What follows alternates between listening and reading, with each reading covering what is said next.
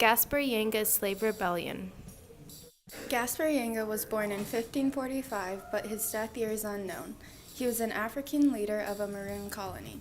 He was an enslaved worker in the sugarcane plantations of Veracruz, Mexico. Yanga escaped slavery and was the founder of the town of San Lorenzo de los Negros, which was later named Yanga after him. It was the first free African settlement in the Americas after the start of the European slave trade. Yanga and his men were known for looting and trading goods between Veracruz and Mexico City. They were held responsible for attacking and kidnapping indigenous women. They were perceived dangerous, and the Spanish wanted their land back. In 1609, 550 Spanish soldiers were sent out, led by Pedro González de Herrera. 500 Maroon soldiers were led by Francisco de Matosa. Gaspar did not want to fight, so he sent out these agreements: an area of self-rule in return for tribute and promises to support the Spanish if they were attacked.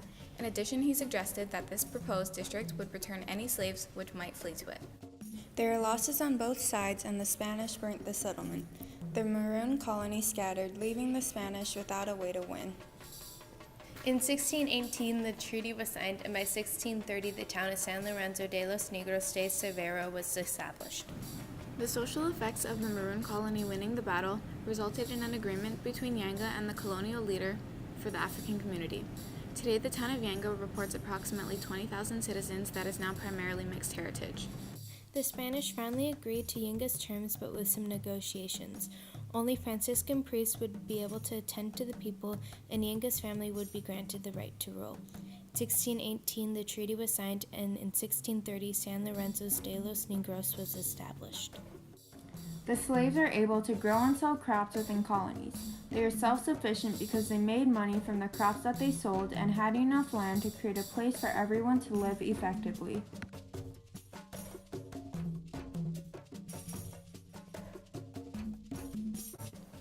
If the Maroon colony didn't get an area of self-rule, then it would have taken longer to overcome slavery because this town was the birthplace of freedom. What if Yanga hadn't made an agreement with the colonial government? Yanga and his tribe wouldn't have been able to live freely for almost 40 years, where his community grew to about 60 homes in size.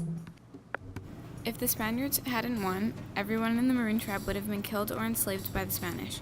The town Yanga wouldn't have been established, which was the first black-ruled town which granted its status as a self-governing municipality by Spain in 1609, 11 years before the Mayflower. What if the Spaniards knew that Yanga was a part of a royal family? They could have respected him more and gave him more of his demands, or they could have treated him more harshly because of his rich upbringings.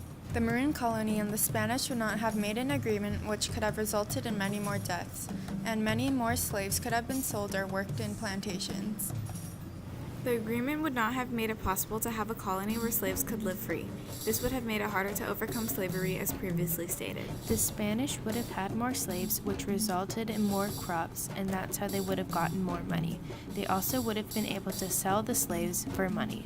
Altogether, they would have been wealthier.